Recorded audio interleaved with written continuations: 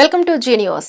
ఈనాటి వార్తా విశేషాలు. అక్రమాలకు పాల్పడిన అధికారులను వదిలేది లేదని సీఎం చంద్రబాబు హెచ్చరించారు. మంగళగిరిలోని టీడీపీ కార్యాలయంలో ప్రజల నుంచి వినతులు స్వీకరించిన అనంతరం ఆయన మీడియాతో మాట్లాడారు. వినతులు అన్నిటిని పరిష్కరించడమే తమ లక్ష్యమన్నారు. రెవెన్యూ సంబంధిత సమస్యలపైన అధికంగా ఫిర్యాదులు వచ్చాయన్నారు. ఈ సమస్యలకు కారణమైన అధికారులపై చర్యలు తీసుకుంటామని స్పష్టం చేశారు. వైసీపీ కారణంగా ప్రతి మండలంలోనూ ఓ భూకుంభకోణం వెలుగు చూస్తుందని తెలిపారు. రికార్డులను కూడా తారుమారు చేశారని చంద్రబాబు ఆరోపించారు. రీసర్వే అస్తవ్యస్తంగా జరగడం వల్లే ప్రజలకు ఇబ్బందులు వస్తున్నాయి. ప్రతి జిల్లాలో రెవెన్యూ సంబంధిత ఫిర్యాదుల స్వీకరణకు ప్రాధాన్యం ఇస్తాం. రెవెన్యూ శాఖను గత ప్రభుత్వంలో నిర్వీర్యం చేశారు. మదనపల్లె ఘటనే రెవెన్యూ శాఖ నిర్వీర్యానికి ఉదాహరణ. వ్యవస్థలను 100 రోజుల్లో గాడిన పెడతాం. రెవెన్యూ శాఖను ప్రక్షాళన చేస్తాం. భూ కబ్జాదారులపై కఠిన చర్యలు తీసుకుంటాం. సమస్యలను విభాగాల వారీగా విభజించి పరిష్కరిస్తాం. వినతులు ఇచ్చేందుకు అమరావతి రాకుండా ప్రత్యామ్నాయం ఏర్పాట్లు చేస్తాం. నియోజకవర్గాలు జిల్లాల్లో ఫిర్యాదులు తీసుకునేలా ఏర్పాట్లు చేస్తాం. నా పర్యటనల వల్ల ఎవరు ఇబ్బంది పడకుండా మార్పులు తెస్తాం. శాఖల వారీగా సమీక్షలు సత్ఫలితాలు ఇస్తున్నాయి అని చంద్రబాబు తెలిపారు. దేశవ్యాప్తంగా 2 కోట్ల ఇళ్ల నిర్మాణానికి కేంద్రం అనుమతిచ్చిందని కేంద్ర మంత్రి పెమ్మసాని చంద్రశేఖర్ తెలిపారు. గత ప్రభుత్వ తీరు వల్లే ఇళ్ల నిర్మాణంలో రాష్ట్రం వెనకబడిందన్నారు. గుంటూరులో ఆయన మీడియాతో మాట్లాడుతూ కేంద్ర నిధులను వినియోగించుకుంటే ఇప్పటికే 5-6 లక్షల ఇళ్లు కట్టించి ఉండొచ్చన్నారు. ఉపాధి హామీకి సంబంధించి కేంద్రం పరిమితి లేకుండా నిధులు మంజూరు చేస్తుందని చెప్పారు. నరేగా నిధుల వినియోగంలోనూ గత ప్రభుత్వం విఫలమైందన్నారు. పూర్తి స్థాయిలో నిధులు వినియోగించుకొని జలీవన్ మిషన్ పూర్తి చేసుకోవాల్సిన అవసరం ఉందని పెమ్మసాని అన్నారు. గుంటూరు నగరాన్ని గ్రీన్ సిటీగా తీర్చిదిద్దుతామని గుంటూరు పశ్చిమ ఎమ్మెల్యే గల్లా మాధవి స్పష్టం చేశారు. సామాజిక బాధ్యతగా ప్రతి ఒక్కరూ మొక్కలు నాటాలని పిలుపునిచ్చారు. తల్లి బిడ్డను సాకినట్లుగా మొక్కలను సంరక్షించాలని ఆకాంక్షించారు. తద్వారా భావి తరాలకు ఆరోగ్యకర సమాజం అందించిన వాళ్లమవుతామని పేర్కొన్నారు. అభయ్ ఫౌండేషన్ ఆధ్వర్యంలో గుంటూరు కార్పొరేషన్ ట్రావెలర్స్ బంగ్లా వద్ద ఏక్ పేడ్ మాక్ నామ్ కార్యక్రమం శనివారం జరిగింది. ఈ కార్యక్రమానికి ముఖ్య అతిథిగా ఎమ్మెల్యే గల్లా మాధవి హాజరయ్యారు. ఈ సందర్భంగా ఎమ్మెల్యే చేతుల మీదుగా మొక్కల పంపిణీ కార్యక్రమం కొనసాగింది. అదేవిధంగా రోడ్ పక్కన ఎమ్మెల్యే మొక్కలు నాటారు. ఈ మొక్కల పంపిణీ చేసిన అభయ్ ఫౌండేషన్ అధ్యక్షులు బండి శివను అభినందించారు. పర్యావరణ పరిరక్షణలో భాగంగా మొక్కలు నాటే కార్యక్రమాన్ని నగరవాసులు ఒక ఉద్యమంలో చేపట్టాలన్నారు. ఈ కార్యక్రమంలో టీడీపీ నగర అధ్యక్షులు డేగల ప్రభాకర్, మద్దిరాల మ్యాని, గంటా మౌలిక, కారంగి అనిల్ కుమార్, నంది సరస్వతి తదితరులు పాల్గొన్నారు. నామ్ అనే ఒక కేంద్ర ప్రభుత్వం ప్రోగ్రామ్ ని వీరు ఈ రోజు ముందుకు తీసుకెళ్తున్నారు. ప్రతి అమ్మకి ఒక మొక్కని అందజేస్తూ ఉన్నారు.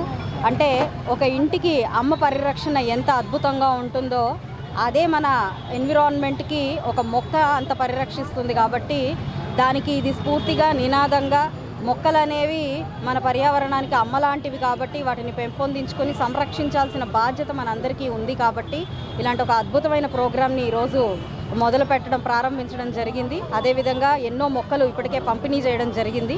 అభయ్ ఫౌండేషన్ వారికి నిజంగా ప్రత్యేకమైన ధన్యవాదాలు, కృతజ్ఞతలు. సమాజ శ్రేయస్కరమైన పనులు ఎవరు చేపట్టినా కూడా మాలాంటి ప్రతినిధుల సహాయ సహకారాలు వారికి ఎప్పుడూ ఉంటాయి. ఎప్పుడూ కూడా వాటిలో పాలు పంచుకోవడానికి మేము ముందుగా ఉంటాం. కాబట్టి మేము దీంట్లో పాలు పంచుకున్నందుకు చాలా ఆనందం వ్యక్తం చేస్తున్నాము.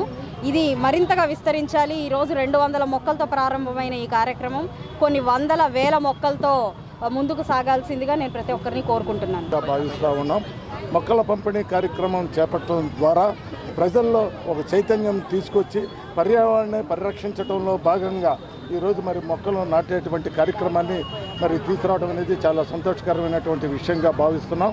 మా నాయకుడు నారా చంద్రబాబు నాయుడు గారు కూడా మొట్టమొదటి నుంచి కూడా ఆయన యొక్క ఉద్దేశం పర్యావరణాన్ని పరిరక్షించాలి, ఈ యొక్క రాష్ట్రం మొత్తం కూడా గ్రీనరీగా ఉండాలనేటువంటి మంచి ఉద్దేశంతో అనేక కార్యక్రమాలని తీసుకురావడం కూడా జరిగింది. అదేవిధంగా జన్మభూమి ప్రోగ్రాంలో మరి ప్రతి ఒక్క ఇంటికి కూడా నీటి కుంట అనేది ఉండాలి. అంటే గాలి, నీరు, నేల పరిరక్షించుకోవాల్సినటువంటి బాధ్యత ప్రతి ఒక్క పౌరుని మీద ఉందని చెప్పి మా నారా చంద్రబాబు నాయుడు గారు అనేక కార్యక్రమాలను ప్రజల్లో రావటంగా జరిగింది.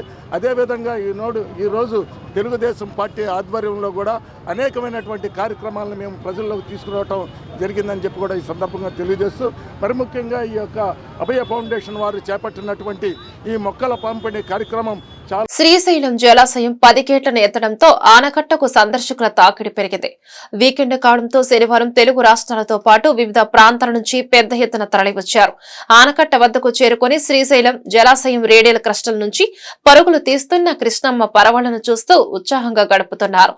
దీంతో జలాశయం పరిసర మార్గాల్లో వాహనాలు బారులు తీరాయి. తొలుత శ్రీ బ్రహ్మరాంబ మల్లికార్జున స్వామి అమ్మవారిని దర్శించుకున్న భక్తులు సందర్శకులు ఆ తర్వాత జలాశయం వద్దకు చేరుకుని కృష్ణమ్మ అందాలను వీక్షిస్తున్నారు. దీంతో ఆనకట్టకు ఇరువైపుల వాహనాలు భారీగా రావడంతో ట్రాఫిక్ జామ్ ఏర్పడింది. లింగాలగట్టు ప్రాంతంలో చేపల విక్రయాలు చేస్తుండటంతో ట్రాఫిక్ మరింతగా పెరిగింది.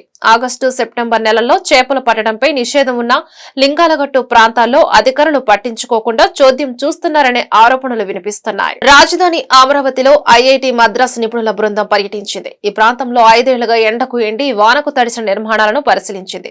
సెక్రటరియట్, హెచ్ఓడి భవనాలు, హైకోర్టు నిర్మాణాల పటిష్టతపై ఈ బృందం అధ్యయనం చేయనుంది. ఐకానిక్ టవర్ల వద్ద రఫ్ ఫౌండేషన్ నిపుణులు పరిశీలించారు. ఎన్టీఆర్ఎఫ్ సిబ్బందితో కలిసి నీటిలో మునిగిన నిర్మాణాల పరిశీలన చేపట్టారు.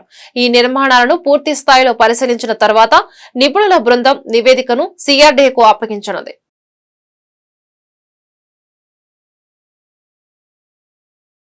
మంగళగిరిలోని టీడీపీ కార్యాలయం ఎన్టీఆర్ భవన్ కు శనివారం సీఎం చంద్రబాబు వచ్చారు. ఆయన్ను కలిసి వినతి పత్రాలు సమర్పించేందుకు ప్రజలు పెద్ద ఎత్తున తరలివచ్చారు.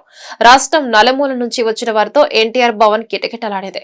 ప్రతి ఒక్కరి దగ్గరికి వెళ్లి చంద్రబాబు వినతులు స్వీకరించారు. తీవ్ర అనారోగ్య సమస్యలతో బాధపడుతున్నామంటూ పలువురు ఆయనకు వినతులు సమర్పించారు. వైసీపీ ప్రభుత్వ వేధింపులతో బాధితుల్లా మిగిలామని కొందరు ఆవేదన వ్యక్తం చేశారు. ప్రతి ఒక్కరి సమస్యలు పరిష్కరిస్తారని ముఖ్యమంత్రి వారికి హామీ ఇచ్చారు. పార్టీ నాయకులు కార్యకర్తలతో కార్యాలయం కిక్కిరిసింది. రాష్ట్రంలో కూటమి ప్రభుత్వం వచ్చాక వైఎస్ఆర్సీపీ జెండా మోసిన కార్యకర్తలను టార్గెట్ చేశారని మాజీ మంత్రి పేర్ని నాని అన్నారు. ప్రజలకు మంచి చేయడం మాని వైఎస్ఆర్సీపీ కార్యకర్తలతో జైళ్లను నింపే కార్యక్రమం చేస్తున్నారని మండిపడ్డారు. నూజివీడు సబ్ జైల్లో ఉన్న వైఎస్ఆర్సీపీ కార్యకర్తలను పేర్ని నానితో పాటు మాజీ ఎమ్మెల్యేలు కైలే అనిల్ కుమార్, ఎమ్మెల్సీ తలశీల రఘురాం పరామర్శించారు.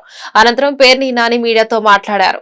చంద్రబాబు సమావేశాల్లో అమరావతి అభివృద్ధి, సంపద సృష్టి అని కబుర్లు చెబుతున్నారు. కానీ తెర వెనక జరిగేదంతా మట్టి, ఇసుక దోపిడీ, లేఅవుట్ల పేరుతో దోపిడీ చేస్తున్నారు.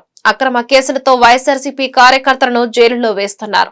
2023 ఫిబ్రవరిలో వైఎస్ఆర్సీపీ కార్యాలయంపై టీడీపీ కార్యకర్తలు దాడికి వచ్చారు. టీడీపీ కార్యకర్తలపై వైఎస్ఆర్సీపీ కార్యకర్తలు తిరగబడితే ఇప్పుడు తప్పుడు కేసులు పెడుతున్నారని చెప్పారు. 2023 ఫిబ్రవరిలో జరిగినటువంటి ఒక రాజకీయ సంఘటన ఆధారంగా, అంటే ఆ రోజున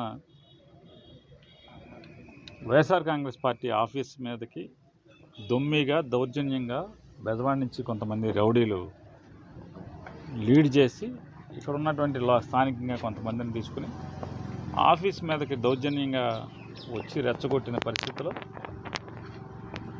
ఆ రోజు ఆత్మరక్షణ కోసం తిరగబడితే ఆ తిరగబడినటువంటి సంఘటనని ఆధారం చేసుకుని ఇవాళ కొత్తగా సెక్షన్లు మార్చి కొత్తగా పేర్లు చేర్చి ఆ సంఘటనతో సంబంధం లేని, దాంట్లో లేనటువంటి అమాయకులైనటువంటి వైఎస్ఆర్ కాంగ్రెస్ పార్టీ కార్యకర్తలను ఇప్పటికీ దాన్ని 4-5 దగ్గర నుంచి ఇప్పుడు ఒక 71 మందికి తీసుకెళ్లారు. ఇంకా దాన్ని అంటే రోజు అంటే అధికారం కోల్పోయినప్పటికి కూడా ఇవాళకి కూడా ఎవరైతే ఉత్సాహంగా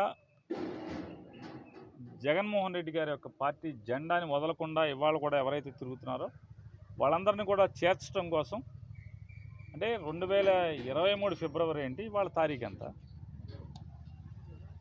దాన్ని 7-8 నుంచి 20 అన్నారు, 25 అన్నారు, 44 అన్నారు, ఇప్పుడు 71కి వచ్చి ఆగింది. మాజీ శాసనసభ్యుడినేమో 71వ పేరుగా పెట్టినట్టున్నారు.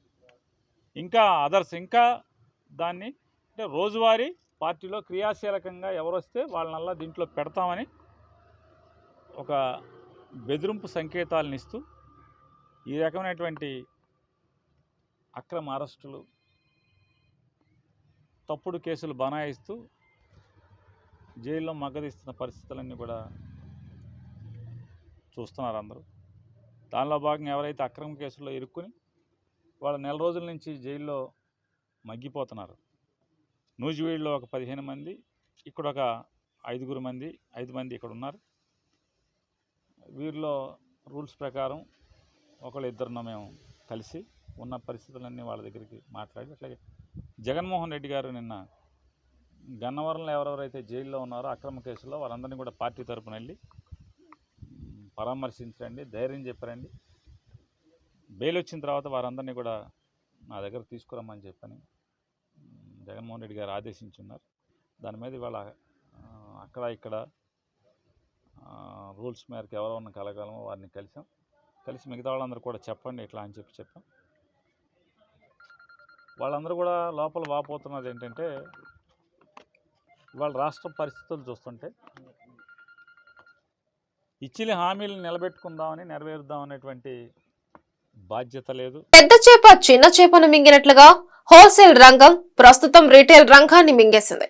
అది ఏ రంగమైనా సరే గతంలో కొన్ని నియమాలు పెట్టుకొని హోల్సేల్ రిటైల్ రంగాలు సమాంతరంగా వ్యాపారం చేసుకుంటూ మనుగడ సాధించేవి. రాను వ్యాపార రంగంలో నెలకొన్న పోటీ కారణంగా హోల్సేల్ రంగం తన పరిధిని దాటి రిటైల్ వ్యాపారాన్ని కూడా కొనసాగిస్తుంది. దీనిపై రిటైల్ వ్యాపారాన్ని కొనసాగిస్తున్న గుంటూరు మొబైల్ అసోసియేషన్ ఆగ్రహం వ్యక్తం చేస్తూ శనివారం గుంటూరు నగరంలో స్వచ్ఛందంగా బంద్ పాటించి నిరసన వ్యక్తం చేసింది. గుంటూరు పాత లీలామహల్ సెంటర్, కొత్తపేట శీలంవారి వీధిలో ఎప్పుడూ సందడిగా ఉండే రిటైల్ మొబైల్ షాపులు బంద్ పాటించడంతో నిర్మానుష్యంగా మారింది. ఈ సందర్భంగా గుంటూరు మొబైల్ అసోసియేషన్ అధ్యక్షులు బాబు, గౌరవ అధ్యక్షులు కొనకళ్ల సత్యనారాయణ మీడియాతో మాట్లాడుతూ హోల్సేల్ వ్యాపారుల వలన తాము పడుతున్న ఇబ్బందులను వెల్లడించారు. 30 మంది హోల్సేల్ వ్యాపారుల కారణంగా 600 మంది రిటైల్ వ్యాపారులు ఆర్థికంగా నష్టపోతున్నారని వాపోయారు. గతంలో వ్రాసుకున్న అగ్రిమెంట్ ఒప్పందం ప్రకారం హోల్సేల్ వ్యాపారులు తమ అమ్మకాన్ని కొనసాగించాలని డిమాండ్ చేశారు. లేని పక్షంలో నిరసన కార్యక్రమాన్ని ఒక ఉద్యమంగా చేపడతామని హెచ్చరించారు. గుంటూరు ఈస్ట్ అసోసియేషన్ నుంచి మాట్లాడుతున్నాండి. నా పేరు సెల్బాబు. మొబైల్ అసోసియేషన్ గుంటూరు 1 టౌన్లో 2 టౌన్లో ఉందండి. అయితే మేము ఇరువురం కలిసి ఒక హోల్సేల్ వాళ్ళతో 1 టౌన్ 2 టౌన్లో కలిపి ఒక హోల్సేల్ వారు ఎవరైతే ఉన్నారో వారితో ఒక మీటింగ్ పెట్టడం జరిగింది. వాళ్లకు మాకు కొన్ని ఈ ఒప్పందాలు ఉన్నాయండి. కొన్ని సర్వీస్ దాని గురించి వాళ్ళు మన సర్వీస్ను పొట్టగొడుతున్నారు. అది కొద్దిగా ఆపండి. ఎవరైతే కస్టమర్ డైరెక్ట్ మీ దగ్గరకు వస్తున్నారో వారికి స్పేస్ ఇస్తున్నారు, అది కొద్దిగా ఆపండి చెప్పి మేము రిక్వెస్ట్ చేసాం. వాళ్ళు దానికి సానుకూర్చలేదండి. మీకు ఐక్యత లేదు, మీలో ఐక్యత లేదు, మీరేంది అన్నట్టుగా మాట్లాడుతున్నారండి. కాబట్టి మా ఐక్యత అనేది ఏంది చాటుకుందాం అని చెప్పేసి మేము వాళ్ళ బంధువుని పిలిపించాం, మొబైల్ టెక్నీషియన్స్ని. అలాగే మొబైల్ షాప్స్ అంతా ఇవాళ క్లోజ్ చేసామంటే స్వతహాగా క్లోజ్ చేసాం. మాకు దయచేసి దీని గురించి మాకు న్యాయం కావాలని కోరుకుంటున్నామండి. ఎందుకంటే దీని మీద 600 కుటుంబాలు మేము బతుకుతున్నామండి. వాళ్ళు వచ్చేసి ఒక 30 మంది ఉంటారు. ఈ 30 మంది 600 మీద మజాయిషీ సాగిస్తున్నారంటే అది కరెక్ట్ కాదు. మా పొట్టలు కొడుతున్నారు. మాకు న్యాయం చేయించండి. మాకు దీనికి మాకు మా 600 కుటుంబాలకి గవర్నమెంట్ పరంగా మాకు ఆదుకోవాలి. ఇప్పుడు ఇక్కడే కాదు, రాష్ట్ర వ్యాప్తంగా ఇదే జరుగుతుందండి. ఉన్న గవర్నమెంట్ ఎవరైనా సరే, ఉన్న గవర్నమెంట్ మాకు సహకరించండి, మాకు ఉన్న సమస్యల్ని తీర్చండి. మేము కూర్చొని మాట్లాడుకుంటే సమస్య తీరట్లేదండి. అది మీ దాకా వస్తేనే అది సమస్య తీరుతుంది. కాబట్టి అందరూ మీరు సహకరించి దయచేసి మాకు సపోర్ట్ చేయాలని మేము మొబైల్ టెక్నీషియన్ తరఫు నుంచి మాట్లాడుతున్నాను. అందరికీ నమస్కారం. గుంటూరు నగరంలో ఈరోజు స్వచ్ఛందంగా మొబైల్ సర్వీస్ సెంటర్లు మొత్తం పూర్తిగా మూసివేయడం జరిగింది.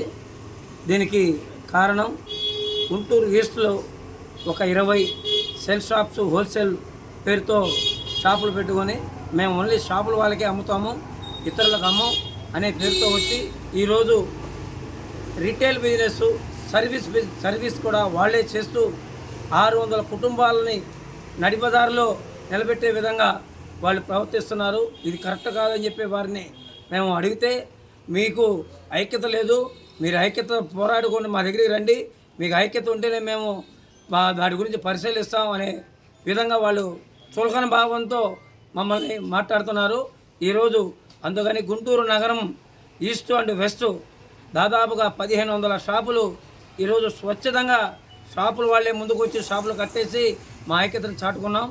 దయచేసి మీరు హోల్సేల్ వ్యాపారమే చేసుకోండి, రిటైల్ వ్యాపార రంగంలో మీరు రావద్దని మేము వారికి రిక్వెస్ట్ చేసినా కూడా వాళ్ళు వినే పరిస్థితులు లేరు. ఈరోజు మా యొక్క ఐక్యతను చూసినా వాళ్ళలో కనువిప్పు కలుగుతుందని చెప్పి మేము భావిస్తున్నాం. ఎన్ని రోజుల పాటు ఉంటుందండి బంద్? బంధు ఈరోజు మేము ఒక రోజుకి మేము మా షాప్లోనే రిక్వెస్ట్ చేసి చెప్పాము. వాళ్ళంతా స్వచ్ఛందంగా కట్టేశారు. వాళ్ళు వినని పక్షంలో మేము మళ్ళీ తదుపరి కార్యాచరణ ప్రకటిస్తాం. ఈ వార్తలు ఇంతటితో సమాప్తం. నమస్కారం.